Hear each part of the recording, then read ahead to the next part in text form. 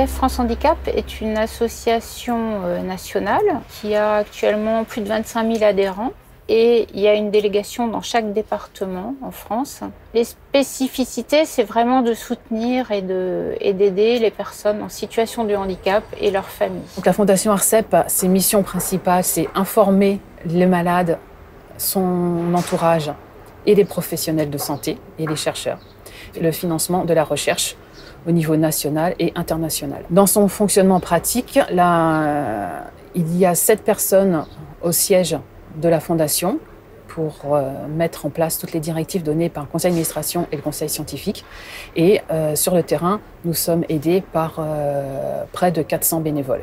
La Ligue française contre la sclérose en plaques a été créée en 1986, il y a 30 ans. C'est une fédération de personnes touchées par la pathologie et leurs proches, mais aussi d'associations locales d'aide à ces personnes-là, et puis d'autres structures comme des organismes de soins ou des réseaux de santé territoriaux. Elle est la seule association de la CEP à avoir formé des patients experts, et elle soutient la recherche clinique au travers de bourses de thèse actuellement pour les jeunes médecins-chercheurs. La fédération UNICEP est née du rapprochement de l'AFCEP, l'association dédiée aux patients, à l'aide aux patients, et de l'ARCEP, l'association qui est dédiée à la recherche, il y a 20 ans. Et surtout à cette époque, l'idée c'était de rapprocher ces deux mondes qui étaient vraiment très éloignés l'un de l'autre, alors que leurs missions étaient les mêmes. C'est de communiquer d'une seule voix auprès du grand public, à travers les médias et auprès des pouvoirs publics aussi, pour représenter le monde associatif, l'aide aux patients et la recherche.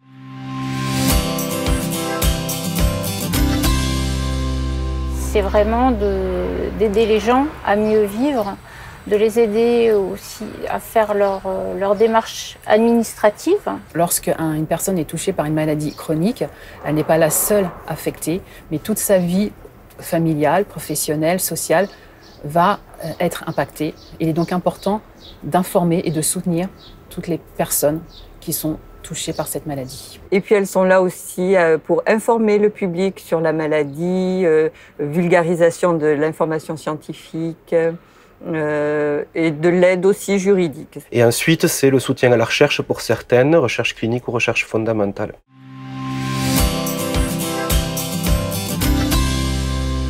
J'aimerais parler de l'école de la CEP. L'objectif de l'école de la CEP est d'amener les patients et leurs proches à arriver à mieux gérer leur vie quotidienne et à être vraiment acteurs de leur santé. C'est vraiment que les gens aient une meilleure connaissance de la maladie, qui cernent mieux leurs limites, que ce soit les personnes malades ou les proches, et surtout qui continuent à arriver à avoir des projets et à vraiment mener un projet de vie. Nous avons développé, il y a maintenant 10 ans, une marque sportive qui s'appelle Solidaire en peloton.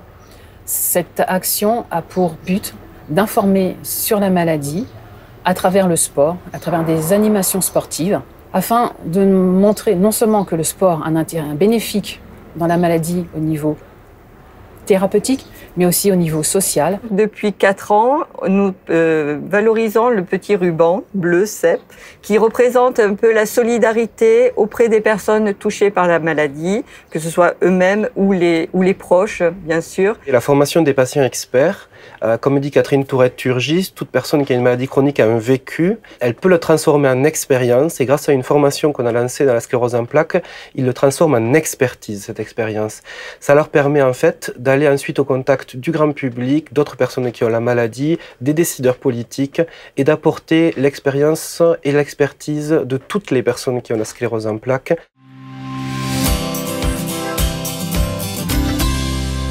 Cette journée mondiale est avant tout une façon de faire connaître la maladie et surtout de porter un regard différent sur cette maladie. Alors la journée mondiale permet de médiatiser encore un peu plus cette cause parce que c'est une cause complexe qui est difficile à comprendre pour le grand public, mais qui est aussi difficile à comprendre pour les journalistes.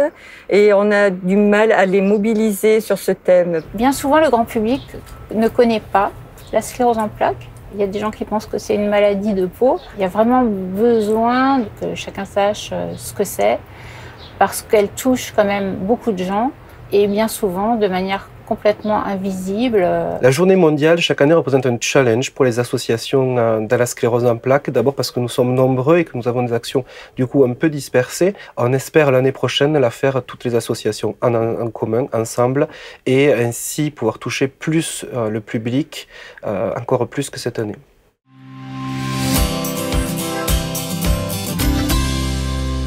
C'est une très bonne idée parce que c'est une initiative qui permet de faire connaître toutes les initiatives locales, régionales.